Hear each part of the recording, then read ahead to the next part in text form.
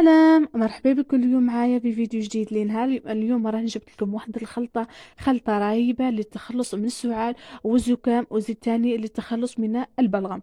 هذه الوصفة بمكونات بسيطة ومتواجدة في البيت.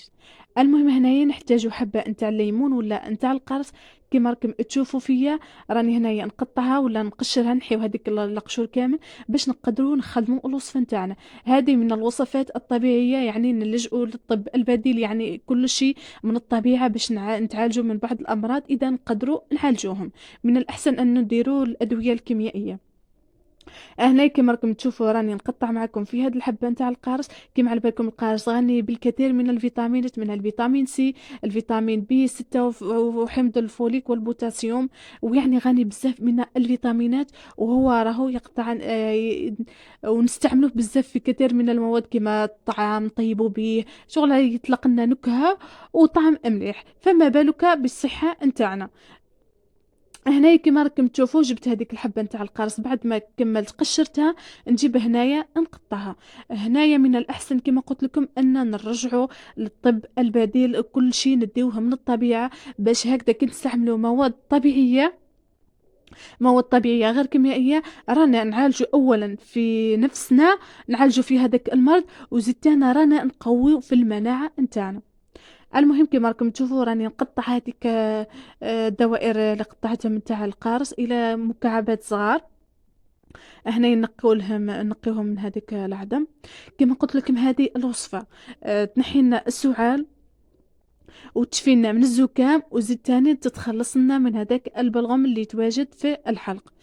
هذه الوصفة يعني نتيجتها قلت لكم مضمونة وفعال.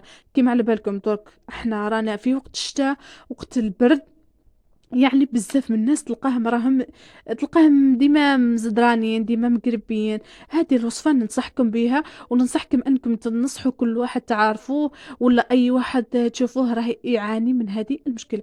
وزيد تاني نسيت قلت لكم انه هذه الوصفة تاني مليحة لسيلان الانف.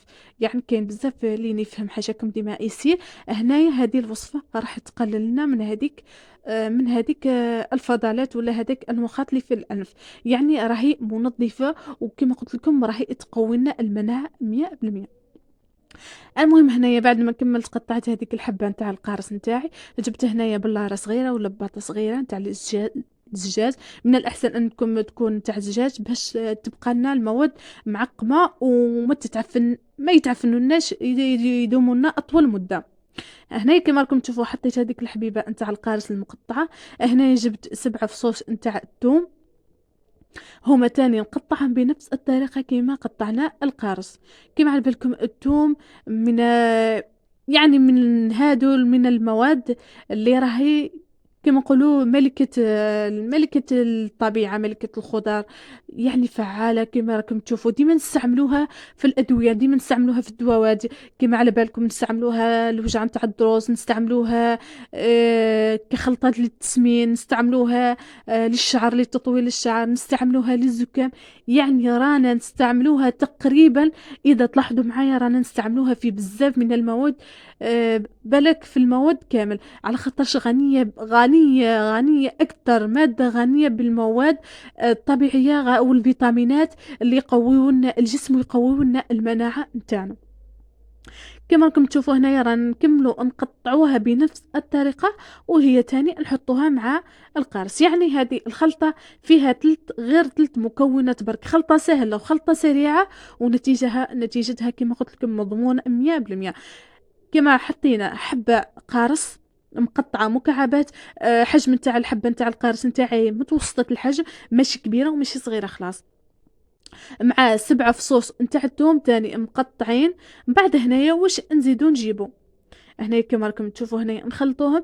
وهذه الخلطة اللي خدمناها مع بعض وجدناها، من الأحسن أنكم تاكلوا مغرفة قبل ما ترقدوا، ورقدوا المهم كلوا مغرفة ومن بعد الرقدوا. من الأحسن أنكم تستعملوها في الليل باش كي ترقدوا هذيك المواد، هذه الخلطة راح تخدم خدمتها وراح تدير الفعالية انتهى.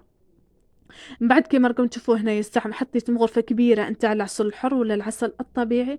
يعني العسل الطبيعي يعني غني، يعني تعرف من الأحسن أنه في كل دار تكون متواجدين عندهم هذا العسل، يعني راهو شفاء، راهو دواء طبيعي شفاء من كل داء.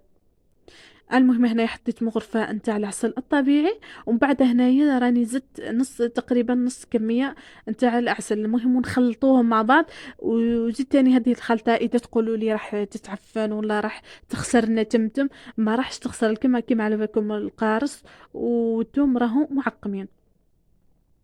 واصلا ما راحش يبقى الوقت باش تتعفننا على خاطرش راح تستعملوها تمتم.